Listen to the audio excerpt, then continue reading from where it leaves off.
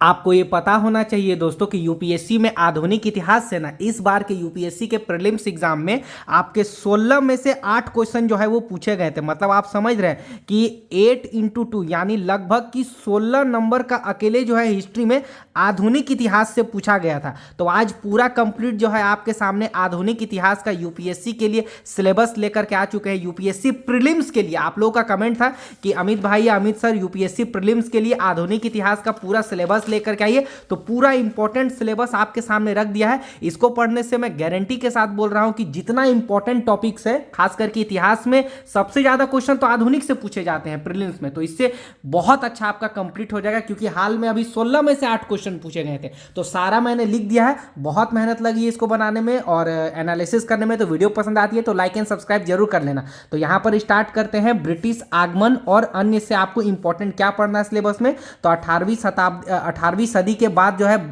भारत में जो आगमन हुआ या ब्रिटिश का या उसकी संरचना का, फिर उसके बाद सेकंड में यूरोपीय लोगों का आगमन को आपको पढ़ना है। फिर उसके बाद भारत में ब्रिटिश विजय को अच्छे से पढ़ लेना है। और हाँ, 18वीं सदी के बाद भारत में और भी इंपॉर्टेंट जो चीज हुए उसको भी आपको याद रखना है, ठीक है, क्योंकि ये आपके थोड़ा मेंस में भी चल जाएगा, ठीक है। उसके बाद ब्रिटिश प्रशासनिक संरचना को पढ़ना है, सुधारों के प्रभाव को पढ़ना है और संगठन को पढ़ना है, इंपॉर्टेंट, ठीक है। फिर एक इंपॉर्टेंट 19वीं और 20वीं सदी में सामाजिक धार्मिक आंदोलन, बहुत इंपॉर्टेंट इसमें क्वेश्चन जो है यूपीएससी के प्रीलिम्स में पूछे जाते हैं आपके आधुनिक इतिहास से। तो इसको आप जरूर कर लीजिएगा, ठीक है। उसके बाद भारतीय स्वतंत्रता संग्राम में आपको इंपॉर्टेंट क्या पढ़ना है, बहुत ज्यादा ये इंपॉर्टेंट है। 1857 की क्रांति या विद्रोह को पढ़ना है और उसके बाद भी पढ़ना है कि उसके बाद क्या रिफॉर्म सुधार वगैरह हुए। उसके बाद आपको उदारवादी या आप नरमपंथी जो चरण थे उसको जैसे 1885 से 1905 तक का आप पढ़ लीजिएगा। इंपॉर्टेंट क्वेश्चन इससे पूछे गए। तो सारा इंपॉर्टेंट है, क्योंकि आप ही का कमेंट था कि इतना बता दीजिए अमित भाई अमित सर, जिससे कि हमारा प्रीलिम्स का सारा क्लियर हो जाए यूपीएससी प्रीलिम्स के लिए आधुनिक इतिहास में, ठीक है, क्योंकि सबसे ज्यादा तो क्वेश्चन आते ही है। फिर आपको उग्रवादी चरण में इंपॉर्टेंट आपको क्या पढ़ना है, जैसे बंगाल विभाजन के बाद जो है उग्रवादियों और नेताओं का उदय जो हुआ वो पढ़ना है ना। उसके बाद मार्ली मिंटो सुधार आपको पढ़ लेना है। उसके बाद स्वदेशी आंदोलन जो था वो पढ़ लेना है। फिर आपको एक इंपॉर्टेंट होम रूल लीग आंदोलन जो था उसको भी थोड़ा सा देख लेना है। गांधी युग बहुत इंपॉर्टेंट इससे क्वेश्चन आते हैं, इसको आप मार्क कर लीजिएगा। 1917 से लेकर के 47 तक जो का इनका युग चला था। जैसे गांधी का आगमन को आप पढ़ लीजिएगा और इनकी उपलब्धियों को पढ़ लीजिएगा, बहुत इंपॉर्टेंट होता है। उसके बाद रोलेट एक्ट को पढ़िएगा। फिर जलियांवाला जो है बाग हत्याकांड आप पढ़ लीजिएगा, ये बहुत इंपॉर्टेंट होता है, इसको पढ़ना। फिर एक खिलाफत आंदोलन आप पढ़ लीजिएगा, इससे भी क्वेश्चन पूछे गए हैं।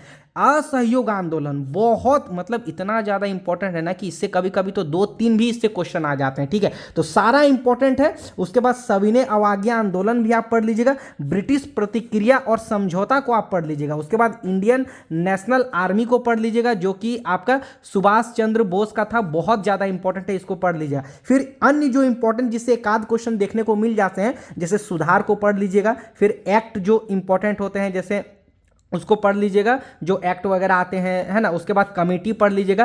कांग्रेस के सेशन को पढ़ लीजिएगा, जो मतलब कि ये हुए थे। फिर गवर्नर जो थे मतलब गवर्नर जनरल। फिर उसके बाद वायसराय जनरल को आप पढ़ लीजिएगा। इंपॉर्टेंट कुछ पॉलिटी। और लास्ट में बहुत इंपॉर्टेंट, इसको ध्यान रखिएगा दोस्तों, ट्राइब मूवमेंट, यानी कि जो आदिवासी आंदोलन वगैरह हुए थे, कोल विद्रोह, संथाल विद्रोह, उसको पढ़ लीजिएगा।